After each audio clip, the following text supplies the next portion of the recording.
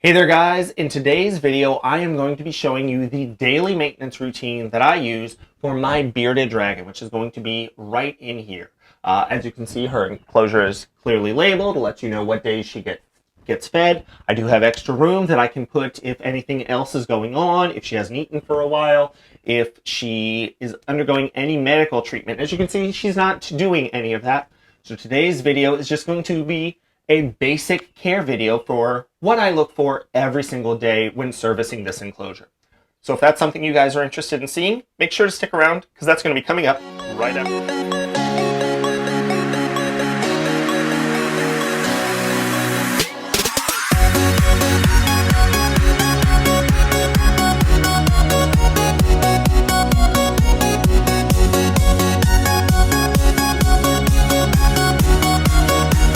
Hey there guys, this is Jack over at High Red Bird, where I am tirelessly working to find new ways to make the keeping of exotic animals and pets more exciting, more affordable, and ultimately more enjoyable. And in today's video, I just wanted to showcase a daily care guide or a daily maintenance guide of what I do for this little bearded dragon. Now this bearded dragon right here, this is Snuggles. Snuggles is actually one of the favorite animals that I take care of. The reason for that, Snuggles, when I first got her, was very, very aggressive. Bearded dragons are known for these sharp spikes that they have on the side of their face, on the sides of their body. And as you can see, if intimidated, and Snuggles is a little bit scared of the camera right now, those spikes will be held out. Snuggles actually made her last owner bleed several times.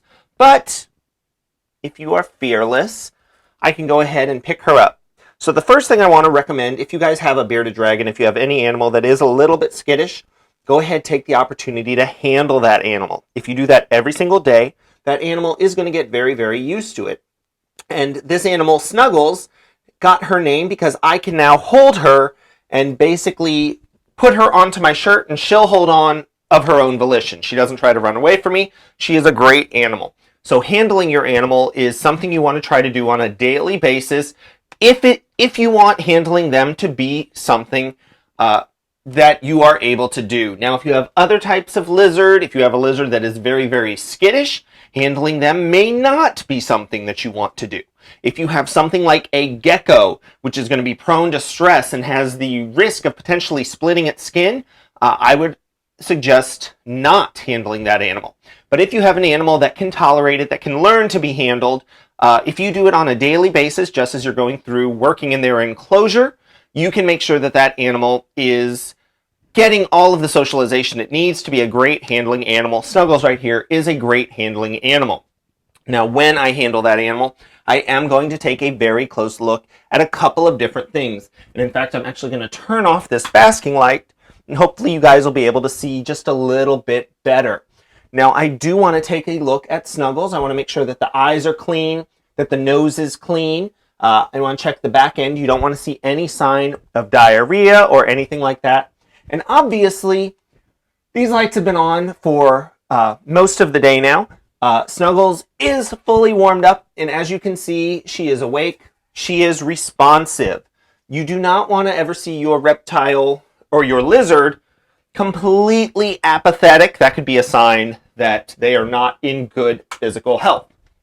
Now, once I do that, I am going to go ahead and think about cleaning out this enclosure. I recommend doing it on a daily basis just because if you do it every single day, there's never going to be too much to clean up.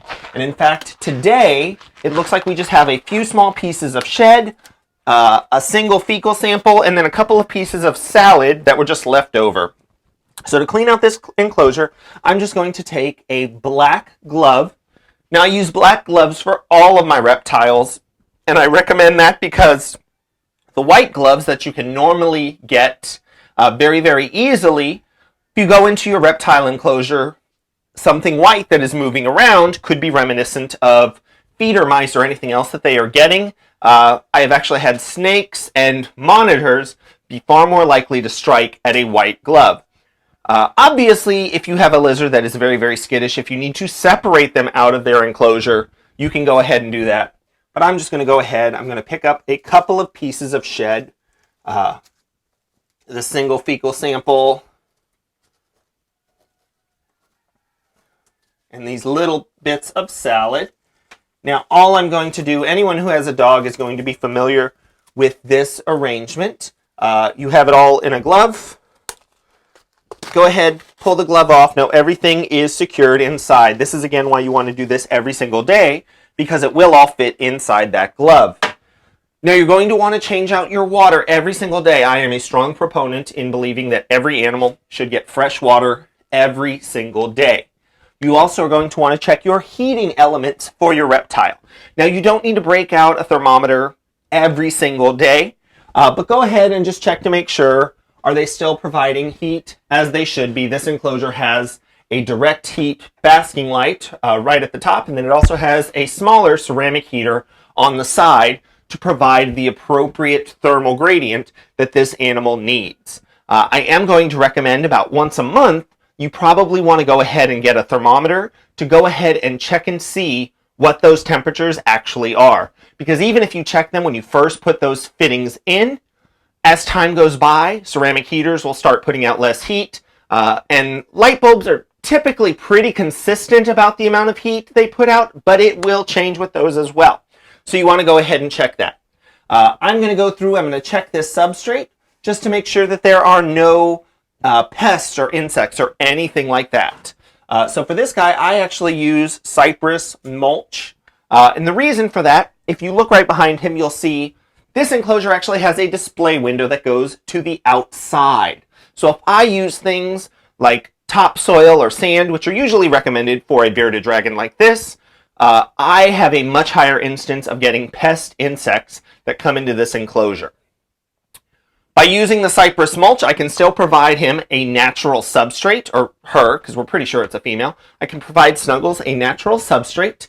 I can encourage natural behavior. She'll still go around, she'll dig around in this enclosure.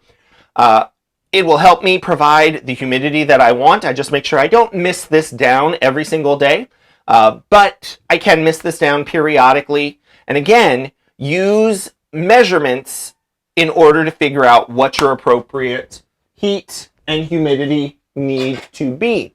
So in an enclosure like this, I will actually use a meter to check the humidity.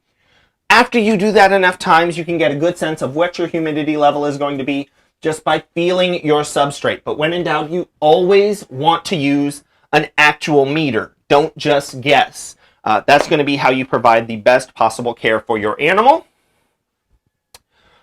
And with this cypress mulch, it does tend to deter pests. She's been on it for years and is doing absolutely great. So another thing I want to point out, if you guys do not have a bearded dragon enclosure like this or a lizard enclosure like this, one thing I recommend for so many people, make sure you like looking at the enclosure. So I actually had one of my friends, she's a cake decorator, she did the custom paint work on the walls. It's meant to look like the Australian outback, so I really, really enjoy that. Of course, since I have a bearded dragon, the elevated basking platform, I use a bleached out skull because that really drives home the idea of a dragon, and especially when she is basking on top of that skull. It's really impressive looking. I really enjoy it.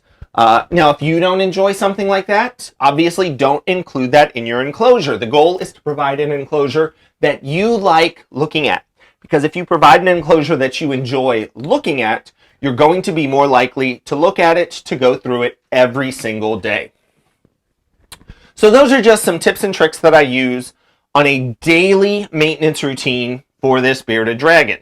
Now again, a couple of other things I'm going to do on a more sporadic basis are going to include feeding this animal. This animal does not eat every single day, but today is actually one of the days that she is going to be eating. 3 times a week, she gets a salad mix. That's going to be a mix of some mixed vegetables. The bulk of the greens are going to be collard greens. Those are one of my absolute favorites to feed this animal, and she seems to really enjoy them too. But then also some mixed vegetables, things like carrots, zucchini, a little bit of fruit, small bits of apple.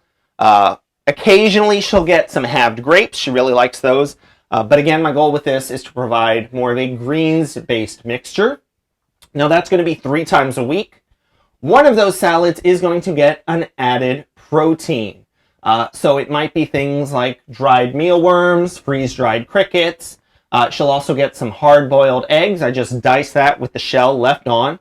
She'll get that once a week, and then she will get some feeder insects dusted with a calcium supplement twice a week in addition to her salads. So she isn't getting food every single day, but she does end up getting fed 5 out of the 7 days of the week. So she gets fed fairly often, definitely a lot more than you would feed something like a snake, but it's not going to be every single day. Now, in addition to that, I'm also going to go through, check the substrate. The substrate will just naturally break down over time. I usually end up just fully replacing this mulch about every 3 to 6 months. Keep an eye on it and see how it is doing. Obviously, if you're going through every single day, you'll see the quality of the substrate that you have. By cleaning it every single day, you will promote the lifespan of that substrate. It'll last just a little bit longer because you're keeping it really nice. You're avoiding any of the bacteria or pests that would help break it down even further. About once a week, I am going to check the basking site and the ceramic heater. That small ceramic heater lasts a good time. That one right there has been in action for about a year. It's still putting out a consistent amount of heat, so I'm very, very comfortable with that. The light bulbs, again, I'm going to check the temperature output for them every single month with a thermometer. I'm going to check it daily just with my hand. I just want to get an idea that it is putting about what I expect. Of course, I'm not a thermometer, so it's not going to be 100% accurate, but that'll work on a daily basis as long as you are checking it monthly with a thermometer so you get an actual measurement. Now, that light bulb, that basking light bulb, is only going to last about 2 to 3 months before it starts to go out. And I've had bulbs where I've had to change them out because they're simply not putting out the same amount of light and heat. But more often than not, they usually will just burn out completely before I even have to change them out for that reason. So with light bulbs, you always want to make sure that you have a backup supply of light bulbs because I can guarantee you that your light bulb is always going to go out at 8:30 at night on a Saturday night when the place that sells them isn't open on Sunday and Monday's actually a federal holiday. And you have a doctor's appointment on Tuesday, so it's going to be a week and a half before you can go out to get more bulbs. That's just the way that life always works. So always make sure you have a backup supply of light bulbs.